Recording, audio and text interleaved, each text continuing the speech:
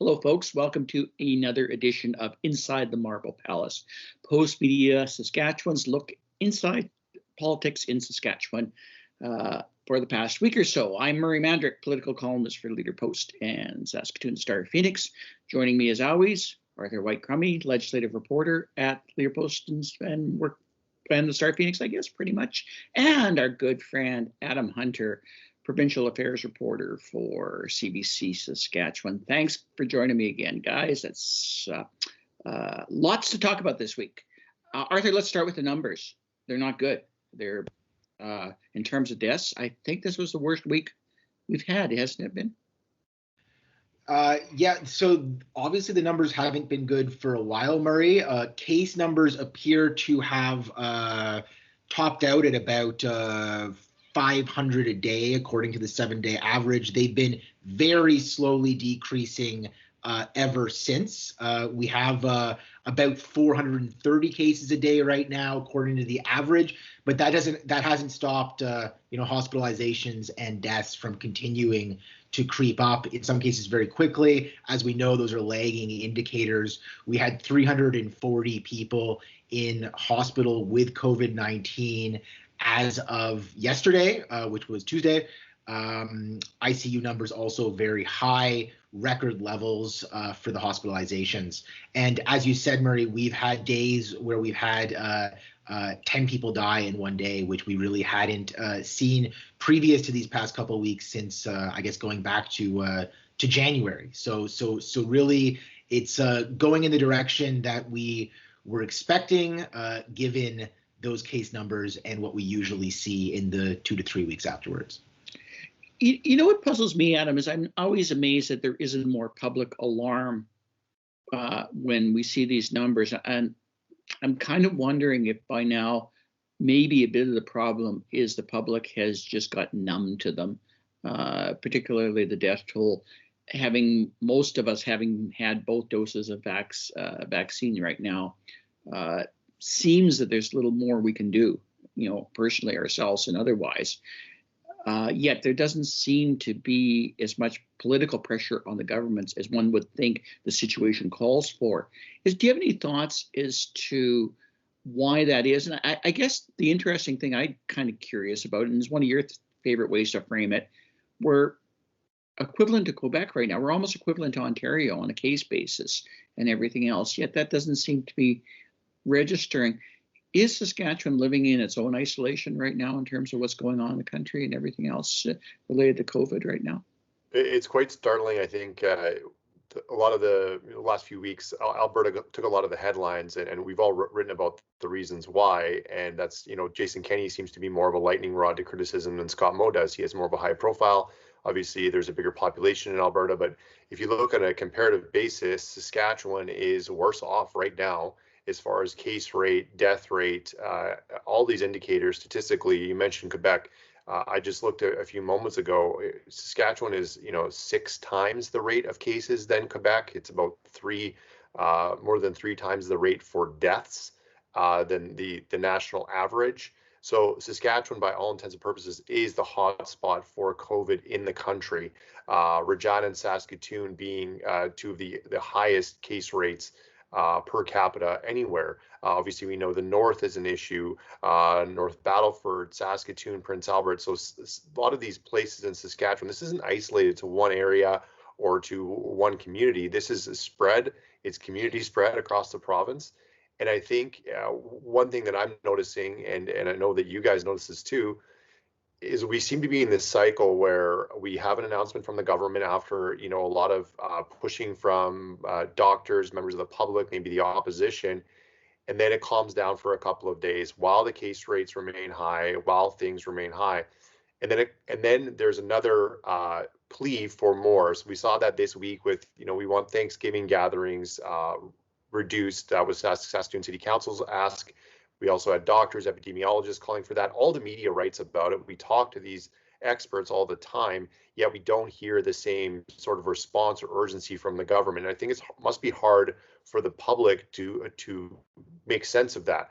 On one hand, they have the people on the front lines telling them this is a really bad situation. It's tragic. Last week, Dr. Schaub saying we're having a fatal situation, multiple fatalities a day, and we have a fall of winter and misery coming forward, and that's a news story for a couple of days, and then after that people kind of get on with things, and it's becoming normalized. I think it's sad in a way, because we do have still this real crisis on our hands in Saskatchewan, and I don't know what the answer is. I don't know what that disconnect between doctors saying a lot, and we're not having people marching in the streets or that sort of thing, but maybe it is happening behind the scenes. Maybe the government is just waiting this out as we see the case numbers dropping, as Arthur mentioned, but it's hard to put a finger on exactly why that is, Murray.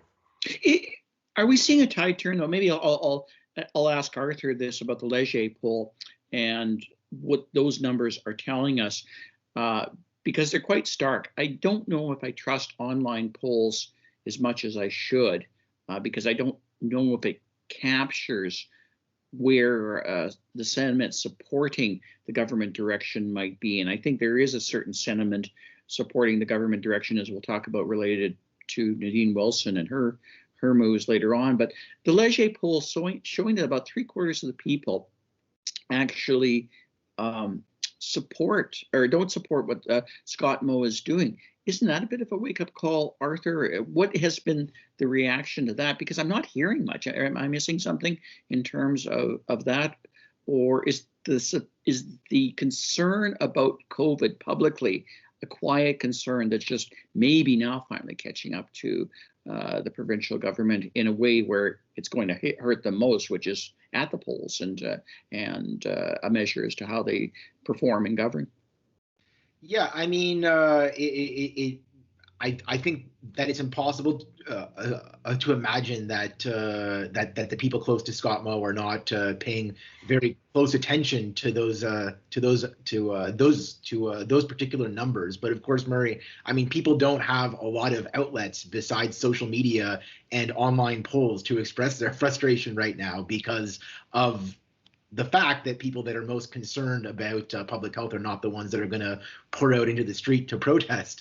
That being said, I think that, I mean, we are going to talk further about the Nadine Wilson incident, and that was clearly a bit of a lightning rod for criticism of the Saskatchewan Party. But going forward, I think it's going to be, interesting to see how long these trends continue. We've certainly seen an upward trend in terms of frustration with the government, going from about 50% of people who are dissatisfied to about 75%. How long does that continue when and if the numbers are down? I mean, clearly the Saskatchewan Party is taking some damage right now, but how long is this issue going to remain salient? How long is the NDP going to be able to capitalize on it? Are they going to be able to change perceptions about Scott Moe's competence, about his emergency management on a long-term basis? I think what the Saskatchewan Party really needs to worry about is, are these opinions going to be sticky, and are they going to adhere to Scott Moe in a way that extends beyond COVID-19? Well, I'll ask Adam about that, and let's get into Nadine Wilson right now. Is it possible that she becomes a focal point upon which this debate turns one way or the other? Because if it is sincere, if she is sincere that she's representing that voice out there that's unhappy with an overly restrictive government right now, is it possible that that she becomes someone that all these voices that we're hearing on, as Arthur said, on social media and such, have a person to rally behind right now? Or is it possible, I guess, from another perspective, does she become the uniting voice for the Sask Party caucus, and maybe a more pronounced direction in terms of vaccinations and other directions in which they're going? It would seem that Scott Moe has to say something more than he said at this particular point about Nadine Wilson, which is pretty much nothing. I'm guessing it's going to come up during the sitting, and that it's something that the opposition will raise, probably pretty routinely, about the government's, why they held back on vaccination mandates, why they held back on proof of vaccination. Was it because of this, element in their caucus? But you should point out that 47 members are fully vaccinated. Wilson was the only one to come forward and express this opinion, and people will know that more than 75% 90+% of people in Saskatchewan who are eligible have both doses of vaccine. So that it's still a minority opinion of the people that are putting that out there, whether they're, but Wilson may represent something of people being against a mandate. That's a little bit different from being, someone who doesn't want to get a vaccination because they don't believe in the science. Let's say she could appeal to that part of the movement. But I think it's turned into the other direction. And one example I'll use is this past weekend, and for a few days, you've seen Saskatchewan MLAs respond on Twitter to a Sask MLA challenge that was started by a Saskatoon doctor, I believe, asking for them to show a picture of them in a mask and with their vaccine sticker, or to talk about why they think vaccination is important. And this was done by not every MLA, but MLAs on both sides of the aisle, MLAs from cities and rural areas. And I think that showed that there is a push and at least an acknowledgement that we need to be out there, specifically from the government side, and be more open about our vaccination status and the safety of the vaccine and why it's important for people to get it, and how important it is in Saskatchewan, even in the time we're in right now, which, as I mentioned, Saskatchewan is the hotspot for COVID in Canada, and it's by a wide margin with Alberta. So there's still a lot of that messaging that needs to go out there, because there still are by statistically too many people unvaccinated, and the government keeps harping on the fact that vaccinations are the reason that we're in this mess we're in right now, and people argue either way on that, but that's a fact. The vaccinations will help alleviate some of the pressure here. It's going to take some time, obviously, but they need to get more people vaccinated. Excuse me. And I think that the MLA challenge was a small example of at least a bipartisan effort to show support for the vaccine. Arthur, can you do the viewers a favor and go through the sequencing of events in terms of Nadine Wilson's departure? Because she has come up with a statement that clearly implies this was her decision to leave caucus. I think it's a little bit more complicated than that, and I might be rather generous in putting it that way. We might be rather generous to basically say she just misrepresented her vaccine status. Other people have used other words, but can you go through the sequencing of events in terms of how this came about, and maybe sort of point to why that's problematic for Scott Moe right now, and in terms of this, because I did not know that Nadine Wilson had any problem with government policy until now. I saw her wearing that sticker. Seems to me that says something. The sticker certainly says something. It said, "I got my COVID-19 vaccine," which is literally what it says, which appears not to have been the case, because, the sequencing is that back in the spring, I believe, while they were still in session, the caucus chair, David Buckingham of the Saskatchewan Party, was tasked with doing a verbal survey of Saskatchewan Party MLAs to determine their vaccination status. There was no proof demanded at that time, just asked. And the way that it was expressed to us is that they were led to believe, on the basis of that verbal survey, that every member in their caucus was either vaccinated or in the process of being vaccinated. Then when they did a subsequent survey, but in this case requesting proof in the lead up to the October 1st date for bringing in proof of vaccination restrictions, then they determined that there was one person who in fact had misrepresented her vaccine status. As we now know, that's Nadine Wilson. As I understand, this survey, this second survey, was conducted in mid-September. Scott Moe said that he only found out about this in the days prior to making that announcement on, I believe, Truth and Reconciliation Day, which is kind of ironic, but yeah, go ahead. Right. So we just found out about it that morning, and we got the statement from Nadine Wilson that seemed to imply that this was a voluntary decision, kind of a protest at the Saskatchewan Party position on vaccines, as she put it, their lack of respect for freedom of choice in medical care, something to that effect. But one has to ask oneself, if that were the case, why did she not resign when she was asked for her vaccination status back in the spring? That's a great question. Like, it really is, and I'll draw Adam in. Is like, I don't know what the hell she's trying to say, to be honest with you. I think Arthur is spot on. If she had an issue with this, and if it was something that was heartfelt, I might not agree with it. You might not agree with it, but give her credit for putting her seat on the line and speaking volumes for the principles of democracy. I don't see what principles of democracy she's representing right now by basically saying for so long or implying for so long that she's completely supportive of government policy and that now she's not. Do you have any insight into her thought process here? Because we're not getting much information ourselves from her, other than an appearance on a radio show here and there, basically saying that they slap all kinds of stickers on me. What do you want? I don't get it, Adam. I truly don't.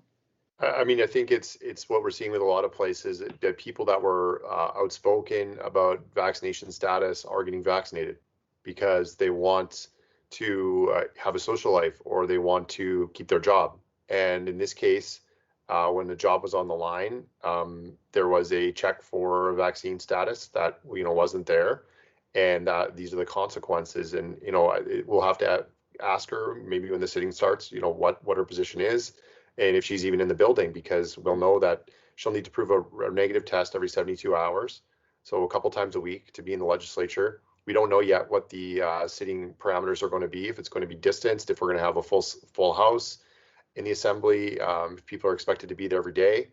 It's been a while since we've had an independent member. I think Don McMorris would be the last since when he was left caucus there for a few months.